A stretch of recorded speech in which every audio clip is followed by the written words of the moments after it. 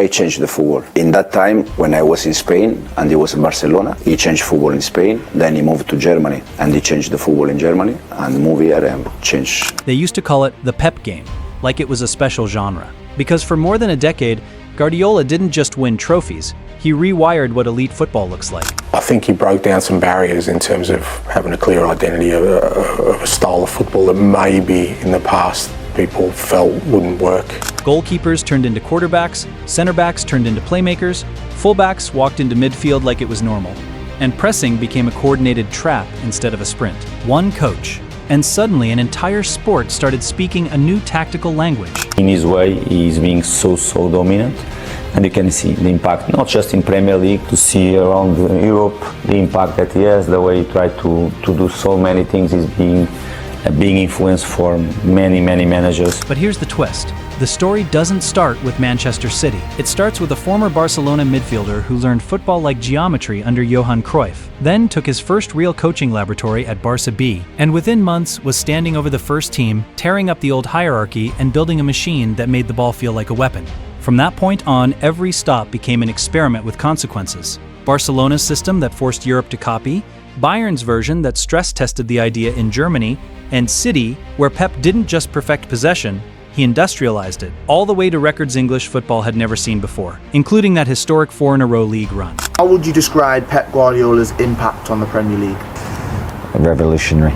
And now, in 2025-26, we're watching the uncomfortable part. Everything is the feeling that is going wrong, is going, against in many details, and that is a fact. So how does the man who changed football end up here? This is exactly how Guardiola built the defining tactical blueprint of the modern era, and why even if this season hurts, his footprint on football is permanent. If you had a word to describe your relationship with football, what would it be?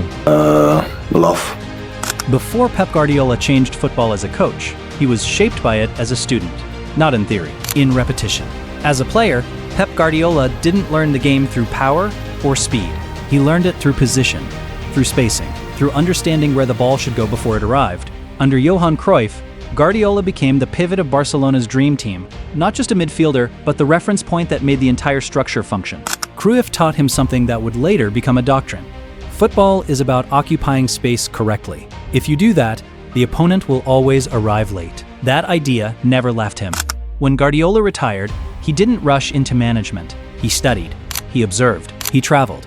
And when Barcelona finally handed him his first real coaching responsibility at Barcelona B in 2007, it wasn't a promotion, it was a laboratory. At Barca B, results mattered, but behavior mattered more. Guardiola demanded that his team build from the back at all costs. Center backs had to split. The pivot had to show for the ball under pressure.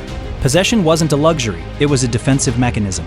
Lose the ball, and the response wasn't retreat, it was immediate collective pressure in the first 5 seconds. That detail is important because it becomes a pattern you'll see everywhere he goes. Barca B won promotion, but more importantly, Guardiola proved something internally at Barcelona. His ideas were not philosophical, they were executable. So when the first team collapsed in 2007, Barcelona didn't just change the coach, they changed direction. Guardiola was 37 years old, numbers senior experience, no safety net. And his first major decision told you everything about how he saw football. Ronaldinho was gone. Deco was gone. Reputation no longer guaranteed relevance. In their place came structure, discipline, and positional clarity. He promoted Sergio Busquets from the reserves. He reshaped Lionel Messi's role. He turned training sessions into rehearsals for space control. Within a year, Barcelona didn't just win. They dominated games in a way Europe hadn't seen before. By the end of the 2008-09 season, Guardiola had delivered a historic treble, La Liga, Copa del Rey, and the Champions League, becoming the youngest manager to ever win Europe's biggest prize. But the trophies were only the surface. The deeper shift was this. Teams across Europe began rethinking how football should be played. That is where the Guardiola era truly begins. This is where Guardiola stopped being a promising coach and became a reference point for the entire sport. When Pep Guardiola took over the first team at Barcelona in 2008, he didn't inherit stability, he inherited drift. What followed wasn't a rebuild, it was a reset of football logic. The structure was clear, positional play as a system, not a style. Barcelona attacked with a 4-3-3 that behaved like a moving grid. Width was held until it needed to disappear. Central zones were overloaded deliberately. The ball moved faster than any opponent could shift. Possession wasn't about control, It was about dominance. The numbers reflect how extreme the shift was. In Guardiola's 4 seasons at Barcelona, the team won 14 trophies out of 19 competitions, including 2 Champions Leagues and 3 consecutive La Liga titles. His win rate sat above 72%, unprecedented at that level of competition. But the deeper impact wasn't in the silverware. It was in the patterns opponents couldn't solve. The most disruptive idea came in 2009.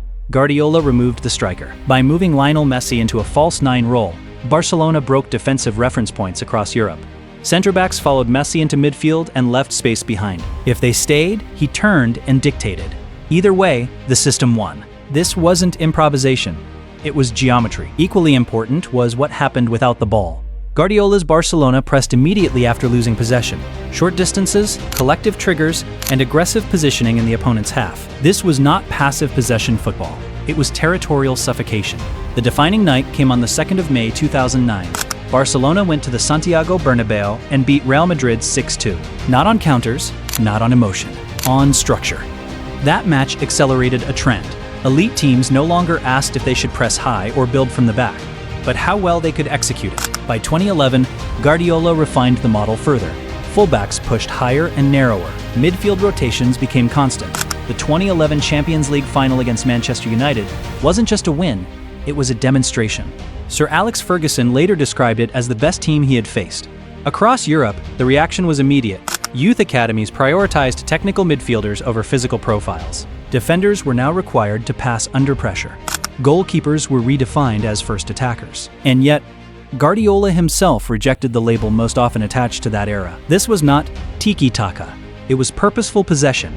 Every pass with intent, every movement designed to disorganize the opponent. The goal was not to keep the ball. The goal was to move the opponent until space appeared. By the time Guardiola stepped away in 2012, he hadn't just won everything available. He had created a tactical baseline that clubs, coaches, and federations would spend the next decade either copying or building systems to survive against. Football had changed its default settings, and Guardiola was only getting started. If Barcelona was invention, Bayern Munich was validation. When Pep Guardiola arrived in Germany in 2013, he inherited a treble-winning side. The challenge wasn't to fix Bayern, it was to push the limits of a dominant team in a league that prized physicality, transitions, and vertical speed. Guardiola didn't abandon his principles. He refined them under pressure. Bayern still controlled possession, but the structure became more elastic. Fullbacks didn't just overlap, they stepped into midfield. The back line didn't just hold shape, it created numerical superiority in build-up. Goalkeeper distribution became a tactical weapon, with Manuel Neuer operating as a true sweeper-keeper, compressing space and enabling an impossibly high defensive line. One of Guardiola's most influential adjustments was positional reinvention. Philipp Lahm, one of the best fullbacks of his generation, was moved into central midfield. Later, Joshua Kimmich followed a similar path. These weren't experiments for novelty's sake. They were solutions to pressing and control. Guardiola was proving that intelligence and spatial awareness could outweigh physical mismatches. The results were emphatic. 3 consecutive Bundesliga titles, 2 domestic doubles, an average league win rate above 75%. Titles secured earlier than any previous team in German top-flight history. But Bayern under Guardiola mattered less for what they won, and more for what they revealed. In Europe, his teams were exposed to elite counter-pressing and direct transitional attacks. Heavy Champions League defeats, particularly against Spanish opposition, highlighted the risk side of his philosophy. Control without protection could be punished. Guardiola didn't retreat. He adapted. By his final season, Bayern were more vertical, more aggressive in rest defense, and more flexible in possession shapes. The ideas survived contact with resistance. That's the significance of the Bayern chapter. Guardiola proved his football wasn't a Barcelona-specific illusion. It could dominate a different league, a different culture, and a different physical rhythm, while still evolving. By the time he left Germany in 2016, the conclusion was unavoidable. This wasn't a system tied to a club. It was a method. And England was next. England was supposed to be the limit. When Pep Guardiola arrived at Manchester City in 2016, the Premier League was defined by tempo, transitions, second balls, and physical chaos. Guardiola didn't try to dominate it immediately. His first season ended without a trophy, the only time that's happened in his career. What followed was adaptation, not retreat. Guardiola rebuilt City from the back. The goalkeeper became a playmaker. Center-backs were selected as much for passing as defending. Fullbacks were reprogrammed to step into midfield. Possession was no longer static. It was positional, vertical, and layered. By 2017-18, the transformation was complete. City won the Premier League with 100 points, scored 106 goals, and recorded 32 wins. This wasn't control for control's sake. It was relentless territorial pressure built on structure and precision. Then came refinement. Across multiple title-winning seasons, Guardiola kept evolving the same core ideas. Inverted fullbacks creating central overloads, midfielders rotating to destabilize pressing lines. A high defensive line protected by rest defense, not retreat. The clearest expression arrived in 22-23.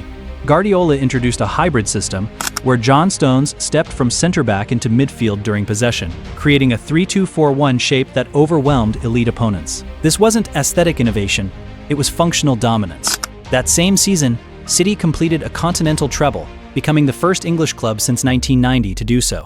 Guardiola became the first manager in history to win the treble twice. Even the arrival of a traditional striker didn't dilute the philosophy. With Erling Haaland, Guardiola blended positional control with direct threat proof that his football was not rigid, but expandable. The results speak clearly. 6 Premier League titles, 4 consecutive league wins, a first in English football, multiple domestic trebles. City transformed into the league's tactical reference point. By this stage, Guardiola wasn't just winning England. He was reshaping how England thought about football. The Premier League adapted around him, pressing higher, building deeper, prioritizing technical defenders and ball-playing goalkeepers. Even teams designed to stop City were doing so because of City. This was Guardiola at full expression. Not a stylist, an engineer. The Guardiola era at City has always carried one invisible weapon: psychological inevitability. Teams didn't just lose, they stopped believing they could win. That's what's changed. Not because City suddenly lack quality, but because they've developed a specific flaw. They still look like City until they need to close out a match.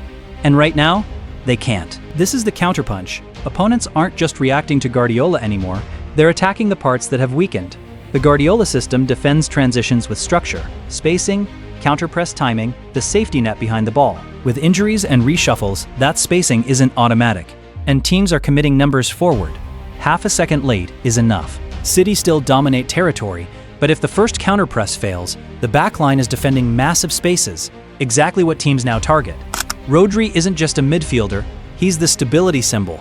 When the spine is unsettled, that governor role becomes non-negotiable. The uncomfortable truth: City haven't become a bad team, but the thing that made them football's most suffocating force, control, is currently unreliable. And once opponents sense that, everything shifts. They counter with belief. They press with aggression. They stop treating City like they're unstoppable. That's the counterpunch. Football always adapts.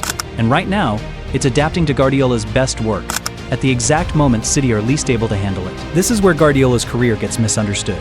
Moments like this aren't anomalies, they're checkpoints. Every great Guardiola cycle ends the same way.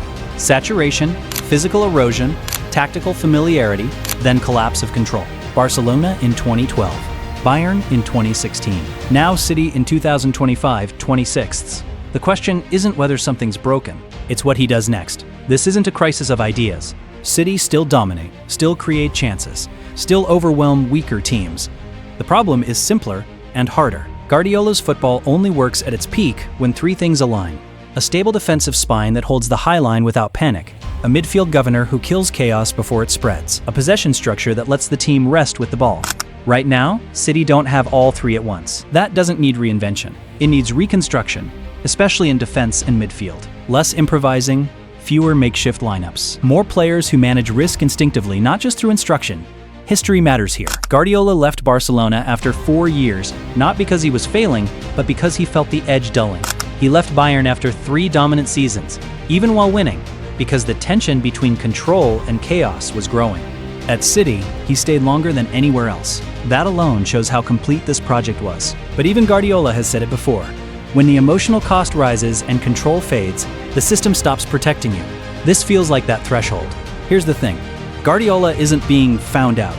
He's being copied, countered, and stress-tested by a football world he reshaped. Modern defenders pass like midfielders because of him. Goalkeepers start attacks because of him. Pressing structures, inverted fullbacks, hybrid center backs, these are default concepts now across elite football. Even the teams designed to beat City are doing it inside Guardiola's framework, not outside it. That's what era-defining influence looks like. City haven't suddenly become weak. They've become human again. And that's what always happens at the end of a golden cycle. Whether Guardiola stabilizes this team, rebuilds it, or eventually walks away. The conclusion is already written, not in trophies, but in how the game is played everywhere else. Football didn't just adapt to Pep Guardiola. It moved because of him. And long after this season fades, that will remain his real legacy. We did it.